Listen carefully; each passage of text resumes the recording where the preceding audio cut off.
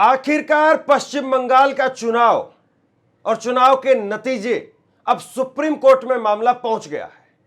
ममता बनर्जी की तरफ से, उनकी पार्टी की तरफ से सुप्रीम कोर्ट के अंदर इस याचिका को रखा गया और 31 सीटों का सबसे बड़ा घालमेल, 31 सीटों का घालमेल, जहां पर हार और जीत का जो अंतर है वो एसआईआर में काटे गए वोटों से कम है। बड़ी बात यह है कि सुप्रीम कोर्ट ने जिस वक्त में एसआईआर को लेकर के ममता बनर्जी खुद वो सुप्रीम कोर्ट में अपनी पैरवी करने के लिए पहुंची थी, उस वक्त में सुप्रीम कोर्ट ने कहा था कि जिन सीटों पर एसआईआर में काटे गए वोट वो ज्यादा रहेंगे और हार जीत का अंतर कम रहेगा, यानी हार और जीत जो हुई है वो एसआईआर की वजह से प्रभावित हुई है। और इस पर सुप्रीम कोर्ट ने 13 अप्रैल को चुनाव से पहले ही कहा था कि उन पर हम फिर से विचार करेंगे।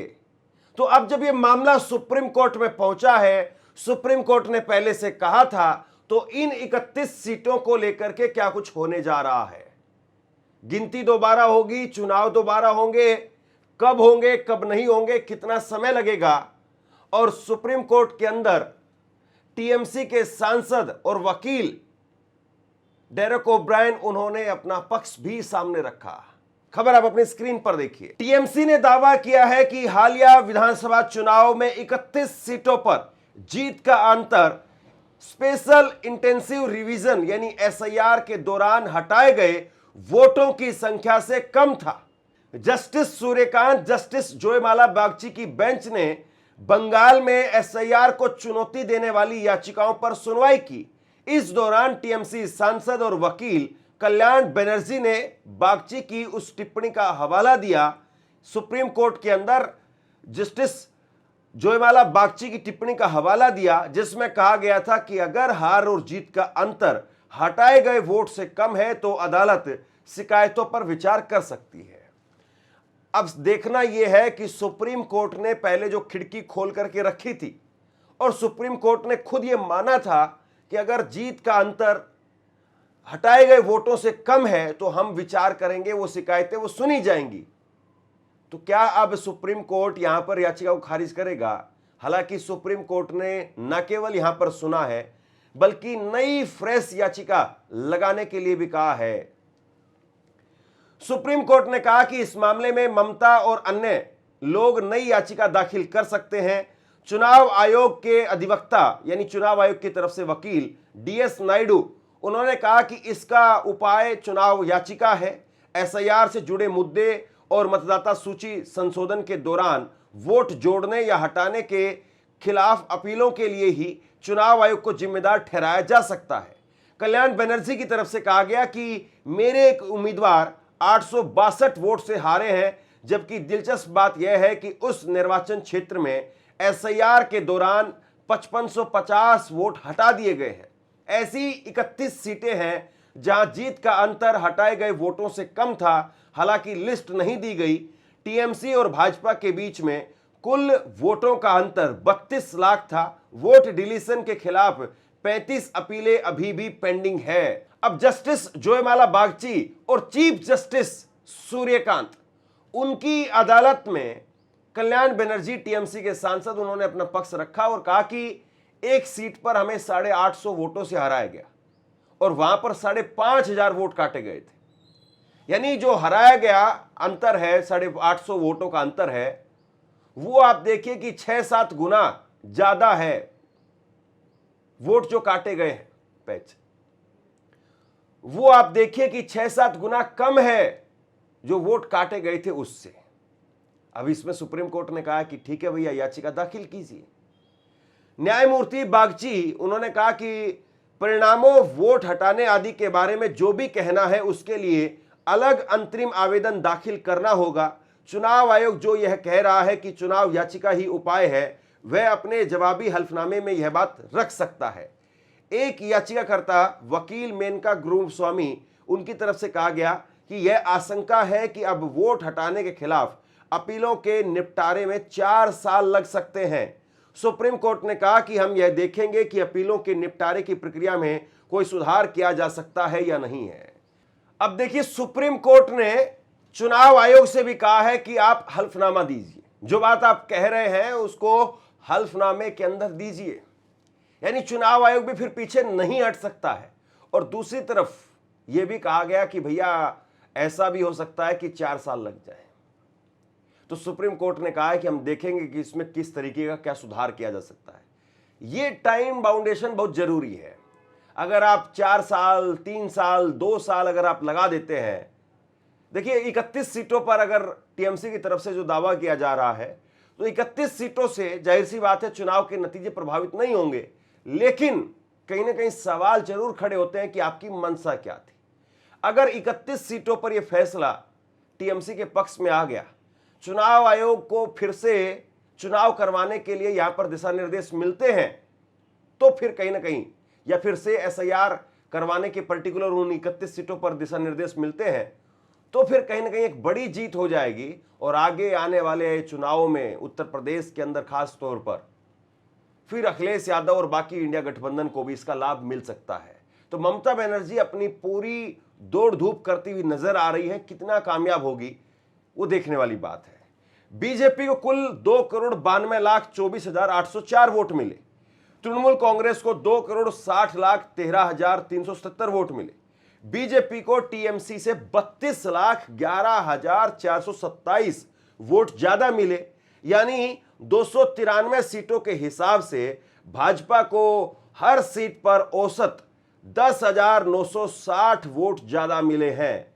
राज्य में स्पेशल इंटेंसिव रिवीजन एसआईआर से कुल 91 लाख वोट काटे गए। यानी हर सीट पर औसतन 30,000 वोटरों के नाम काटे गए।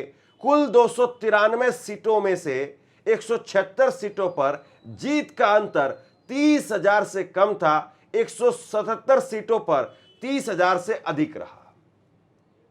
तो 176 सीटें ऐसी हैं और ये निर्णायक है। 176 सीटें ऐसी जहां पर हार जीत का जो अंतर है वो 30,000 से कम का था। और जो एसआईआर में वोट काटे गए, हर सीट पर अगर आप देखें तो 10,000 से ज्यादा का वोट जो है वो हर सीट पर काटा गया। अब बड़ी बात क्या है? बड़ी बात यह है कि जो इसमें टीएमसी के प्रभाव वाले क्षेत्र थे उनमें ज्यादा वोट कटे हैं। आगे मैं आपको आंकड़ों के साथ में, तथ्यों के साथ में आपको बता रहा हूं।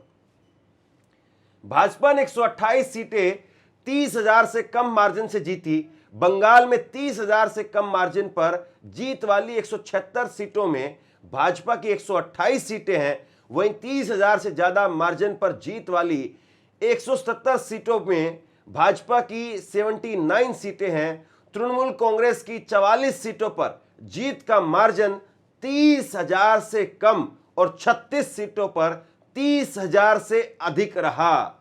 2021 में भाजपा की 77 में से 72 सीटों पर जीत का मार्जिन 30,000 से कम था। प्रतिशत में अगर देखें तो भाजपा ने इस बार 62% सीटें 30,000 से कम मार्जिन पर जीती, जबकि 2021 में ऐसी 93.5 सीटें थी। साल 2021 में 121 सीटों पर तृणमूल कांग्रेस की जीत का अंतर 30,000 से कम था और 94 पर 30,000 से ज्यादा था। यानी बहुमत वाले दल के लिए ये आंकड़े दर्शाते हैं कि इस बार भाजपा की 25 सीटें ऐसी हैं जहां हटाए गए या अयोग्य घोषित किए गए मतदाताओं की संख्या जीत के अंतर से अधिक है। तो देखिए, कुल मिलाकर के मामला सीधे सीधे तौर पर भी अगर आप देखें, मोटे मोटे तौर पर भी अगर आप देखें, तो फंसा हुआ तो जरूर नजर आ रहा है। चुनाव आयोग को जवाब देते हुए कैसे बनेगा देखने वाली बात है। लेकिन यह साफ तौर पर दिखाई दे रहा है कि अंतर अगर आप देखें और जो वोट काटे गए वो अंतर अगर आप देखें तो कहीं ना कहीं बहुत सारे सवाल खड़े होते हैं। और इसीलिए एसआईआर को लेकर के कहा जाता है कि एसआईआर बिहार में लाया गया था, वो बिहार के लिए नहीं था। बिहार में तो केवल उसकी टेस्टिंग हुई थी, उसका असली खेल वो बंगाल के अंदर दिखा है। जबकि चुनाव आयोग की तरफ से बंगाल के चुनाव समाप्त होने के बाद में भी या 5 राज्यों के चुनाव समाप्त होने के बाद में भी अभी तक कोई प्रेस कॉन्फ्रेंस नहीं की गई है। कायदे से चुनाव आयोग जैसे ही उसकी प्रक्रिया पूरी हो जाती है उसके बाद में प्रेस कॉन्फ्रेंस करता है और प्रेस कॉन्फ्रेंस करके विस्तार से सारे सवालों का जवाब देता है कि किस तरीके से चुनाव में क्या क्या हुआ, किस तरीके से उसके एफर्ट्स रहे और कैसे इतने वोटर्स निकल करके सामने आए, कैसे वोटर्स के लिए उन्होंने क्या क्या काम किया। और उस पर फिर पत्रकार सवाल पूछते हैं कि फला जगह पर ये शिकायत आ रही, इसको लेकर के आप क्या कहेंगे, फला जगह पर ये हुआ, इसको लेकर के आप क्या कहेंगे। और ज्ञानेश कुमार के लिए ये चुनाव जो है वो बहुत बड़ा चुनाव था और पश्चिम बंगाल का चुनाव देश की राजनीति का एक बहुत बड़ा चुनाव है। और आप यूं कहिए कि 2024 के बाद में सबसे बड़ा चुनाव अगर कहीं पर हुआ है तो पश्चिम बंगाल में हुआ है। महाराष्ट्र से भी बड़ा चुनाव आप कह सकते हैं क्योंकि राजनीतिक तौर पर इसके मायने कहीं ज्यादा है महाराष्ट्र से। तो ऐसे में अभी भी चुनाव आयोग की तरफ से प्रेस कॉन्फ्रेंस का इंतजार है, लेकिन अब कोई उम्मीद नहीं है कि प्रेस कॉन्फ्रेंस हो पाएगी। 13 अप्रैल को कोर्ट ने खुद कहा था, 13 अप्रैल को सुप्रीम कोर्ट ने कहा था कि अगर जीत के अंतर से ज्यादा वोट डाले नहीं पाए तो दखल देंगे। सुप्रीम कोर्ट ने 13 अप्रैल को कहा था कि चुनाव परिणाम में तभी दखल दिया जाएगा जब बड़ी संख्या में मतदाता बाहर किए गए हों और वह संख्या जीत के अंतर को प्रभावित करती हो। जस्टिस बागची ने आयोग से कहा था कि मान लीजिए कि जीत का अंतर 2% है, मतदाता 15% वोट नहीं डाल सके तो हमें सोचना होगा, यह चिंता का मामला हो सकता है। यह मत समझिए कि बाहर किए गए मतदाताओं का सवाल हमारे दिमाग में नहीं है। तो परीक्षा इस वक्त में सुप्रीम कोर्ट की खुद से है। परीक्षा इस बात की है कि आपने जो कहा था वही हुआ है, तो अब आप क्या करेंगे। आपने कहा था कि अगर जीत का अंतर 2% से कम है और अगर हटाए गए वोटों का अंतर 15% से ज्यादा है तो हम उस मामले को सुनेंगे। अब 850 अगर वोटों का अंतर केवल जीत और हार का है और 5500 से ज्यादा वोट वहां पर हटाए गए हैं तो ये तो 15% से ज्यादा जा रहा है। तो कुल मिलाकर के अब चुनाव आयोग, सुप्रीम कोर्ट, जितनी भी संस्थाएं हैं, क्या वो दखल देंगी या फिर ये मामला भी वैसे ही जो ठंडे बस्ते में डाल दिया जाएगा जैसे महाराष्ट्र के साथ हुआ। अब जरा एक उदाहरण के जरिए समझिए।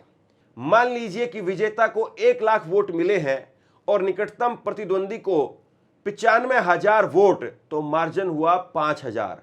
अगर हटाए गए वोट 5,000 से कम है तो असर नहीं है, लेकिन ज्यादा है तो नतीजों पर असर संभव है। तो यानी साफ तौर पर दिखाई दे रहा है कि साहब आप जो बोल रहे थे वो हुआ है, तो अब आप क्या बोलेंगे। यानी खुद आपने, सुप्रीम कोर्ट ने आशंका जताई थी और अगर वैसा ही हुआ है तो सुप्रीम कोर्ट की जिम्मेदारी है। यानी पंचायत कहीं पर हुई और पंचों ने कहा कि भाई अगर ऐसा कोई मामला होगा तो हम दखल देंगे, और अब दूसरी पार्टी आकर के कह रही कि पंच साहब देखिए कि मामला तो वैसे ही हुआ है जैसा हम कह रहे थे। तो क्या अब आप अपनी पगड़ी की लाज रखेंगे या आपकी पगड़ी कहीं पर गिरवी रखी हुई है जो आप बोल ही नहीं पाएंगे। यह बहुत बड़ा सवाल है। अब देखिए किस तरीके से जो एसआईआर के अंदर वोट हटाए गए वो पर्टिकुलर उस इलाके से ज्यादा दिखाई देते हैं जहां पर ममता बनर्जी का गढ़ है।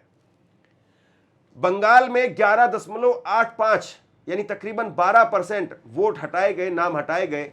ज्यादातर बांग्लादेश बॉर्डर के पास में है। पश्चिम बंगाल में अक्टूबर 2025 में कुल 7,66,00,000 वोट थे। इनमें से अब तक 90,83,000 नाम हटाए गए। लगभग 11.85% वोटर कम हो गए। यानी अब राज्य में 6,76,00,000 वोटर हैं।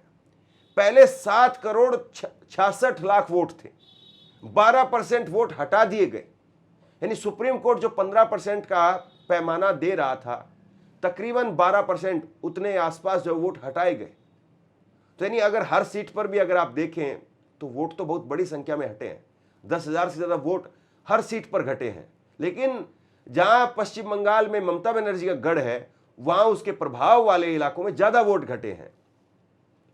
चुनाव आयोग ने फाइनल आंकड़े जारी नहीं किए हैं। इसके अलावा जांच के तहत 60,06,000 वोटरों में 27,16,000